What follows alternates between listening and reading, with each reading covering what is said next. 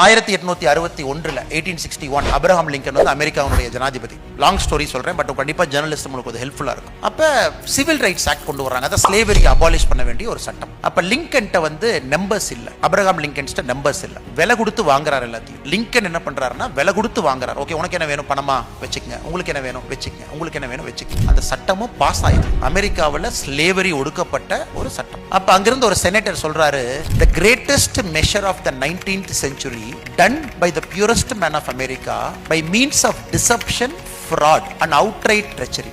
It is a political necessity. அது ஒரு பக்கம். இன்னொரு பக்கம் இல்ல, நீங்க குட் பாலிடிக்ஸ் சொல்லிட்டு நீங்க வர்றீங்க, நீங்களே இந்த மாதிரி பண்ணா எப்படி? எனக்கு இருந்தவங்க எல்லாம் உங்களோட சொன்னவங்க எல்லாத்தையும் ரிசைன் பண்றீங்க, திரும்ப அவங்களே எடுக்கிறீங்க, மறுபடியும் மக்கள் மேல 10 இடத்துல நீங்க எலெக்ஷன் கொடுக்குறீங்க, மறுபடியும் அவங்களே கொண்டு போய் நீங்க நிறுத்த போறீங்க.